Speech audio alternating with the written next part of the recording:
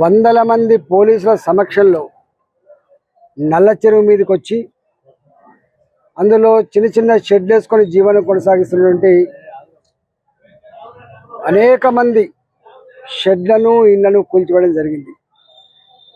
ఆ తదుపరి నేను వెంటనే ఆ ప్రాంతాన్ని సందర్శించినప్పుడు శివయ్య సాయిలు అన్న కొడుకు మహేందర్, సార్ ఈ భూమి మేము కొనుక్కున్న భూమి, అనేక సంవత్సరాలుగా ఉంటున్న భూమి, మా పట్టా భూమి మీదకి వచ్చి మా షెడ్లు కూలగొట్టే అధికారం వీళ్ళకి ఎవరిచ్చిండ్రు? మేమేమి ఇల్లీగల్ భూములు కాదు, మేమేమి ఆక్రమించుకున్న భూములు కాదు అని కన్నీరు మున్నీరైంది. ఆ రోజు వందల మంది ఫ్లెక్సీ షాపులు నడుపుకునే వాళ్ళు, టెంట్ సామాన్ వేసుకొని నడుపుకునే వాళ్ళు, క్యాటరింగ్ నడుపుకునే వాళ్ళు, మామూలు కార్పెంటర్లు, మామూలు ఏడుపు కాదు అసలు, కాళ్ళ మీద పడి వదిలిపెట్టకుండా సారు మేము లక్షల రూపాయలు కోట్ల రూపాయలు నష్టపోయినాం, మా కుటుంబాలన్నీ కూడా రోడ్ల మీద పడ్డాయి సారు, మీరే కాపాడని చెప్పి దుఃఖించారు. పాపం సాయిలు కూడా ఆమె దగ్గరికి వచ్చి చేతులు పట్టుకొని బిడ్డ కాపాడు బిడ్డ, నువ్వే కాపాడు బిడ్డ అని చెప్పి అడిగింది.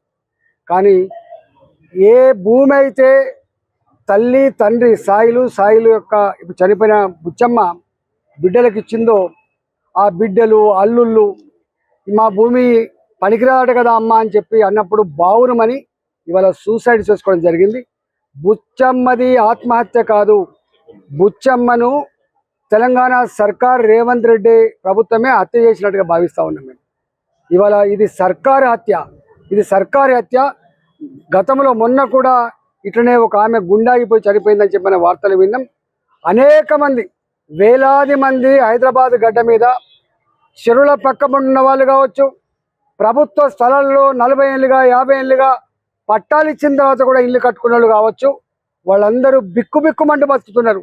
శనివారం వచ్చిందంటే, ఆదివారం వచ్చిందంటే కంటి మీద కునుకు లేకుండా, పొయ్యి మీద కుండ పెట్టకుండా ఇవాళ దిగాలమని బతుకుతున్న పరిస్థితి మనం చూస్తూ ఉన్నాం. ఇవాళ మూసి ప్రక్షాళన పేట కూడా 50 ఏళ్ళ క్రితం చైతన్యపూరి, 50 ఏళ్ళ క్రితం 60 ఫీట్ల పైన ఉంటుంది, సుక్క నీళ్ళు వచ్చే ప్రసక్తి లేనలేదు.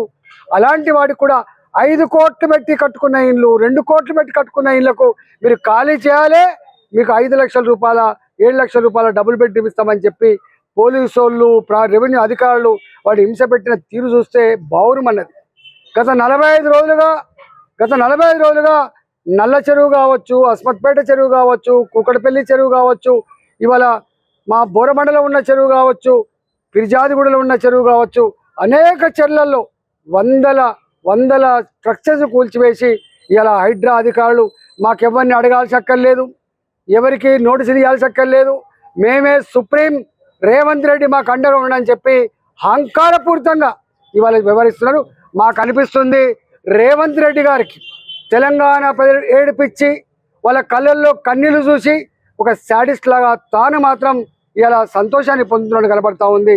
ఇలా ఆయన ఒక రాజులాగా, చక్రవర్తిలాగా, నిజాం సర్కార్ లాగా గతంలో అనేక మంది ముఖ్యమంత్రులు ఉన్నారు, అనేక ప్రభుత్వాలు చూసినాం. కానీ ఇట్లాంటి ప్రజలు నేర్పించుకొని ప్రజల దుఃఖాన్ని చూసి సంతోషపడే ముఖ్యమంత్రి కేవలం రేవంత్ రెడ్డి గారు మాత్రమే కనబడతా ఉన్నారు. 6 నెలల కాలంలోనే ఇవాళ అనేక రకాల తప్పుడు నిర్ణయాలు తీసుకొని ప్రజలు వేధించేటువంటి ముఖ్యమంత్రి, కేర్ఫుల్గా ఉండండి. మీది శాశ్వతమైనది కాదు, మీకు ఇచ్చింది అధికారం 5 ఏళ్ల కోసం ఇచ్చిండ్రు. 5 ఏళ్ల కోసం ఇస్తే ఇలా 5 అంగళ్ళు చేసి తెలంగాణ పైన ఉసురు పోసుకుంటున్నావు. తప్పకుండా దీనికి మూల్యం చెల్లించక తప్పదని చెప్పి హెచ్చరిస్తా ఉన్నా. నాకు అనిపిస్తూ ఉంది రేవంత్ రెడ్డిని చూస్తే సంజయ్ గాంధీ గారు గుర్తొస్తున్నారు. ఢిల్లీలో టర్క్మెన్ గేట్ కాడ వేలాది మంది పేదల ఇళ్లను కూల్చేసి ఆనాడు సంజయ్ గాంధీ గారు ఇలా మారుతి కంపెనీకి ఆ భూములు కట్టబెట్టిండు.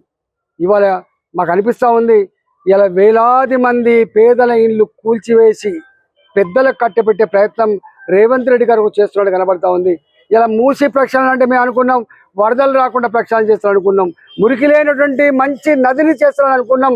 కానీ 50 ఏళ్ల క్రితం కట్టుకున్న కాలనీలకు కూడా RBX రివర్ బెడ్ అని చెప్పి ఇవాళ ఇండికేట్ చేసే పరిస్థితి వస్తుందంటే ఇవాళ ఖచ్చితంగా రేవంత్ రెడ్డి సర్కారు ప్రజలకు ఇచ్చిన హామీలను పరిష్కరించే దమ్ము లేక ఇవాళ డైవర్ట్ చేసే ఉద్దేశంతో వేల కోట్ల రూపాయలు సంపాదించిన ఉద్దేశంతో ఇవాళ ఇట్లాంటి దుర్మార్గాన్ని కొడుకడుతుంది. మేధావులారా, ఇవాళ నిన్న దాకా గొప్ప పని చేస్తుందని చెప్పి భావించేటువంటి మీ రకరకాల పర్యావరణవేత్తలారా ఆలోచన చేయమని చెప్పి కోరుతా ఉన్నా. ఇలా ఈ ప్రభుత్వం మీద యుద్ధం ప్రకటిస్తా అని చెప్పి సందర్భంగా తెలియజేస్తున్నా. ప్రజలారా, మీరు భయపడకండి, మేము ఉన్నామని చెప్పి సందర్భంగా తెలియజేస్తా ఉన్నా. మరొకసారి బుచ్చమ్మది ఆత్మహత్య అని చెప్పి చిత్రీకరించే ప్రయత్నం చేస్తున్నారు. కానీ బుచ్చమ్మ సావుకు కారణం రేవంత్ రెడ్డి సర్కార్. ఇది సర్కార్ హత్య మాత్రమే అని చెప్పి తెలియజేస్తా ఉన్నా.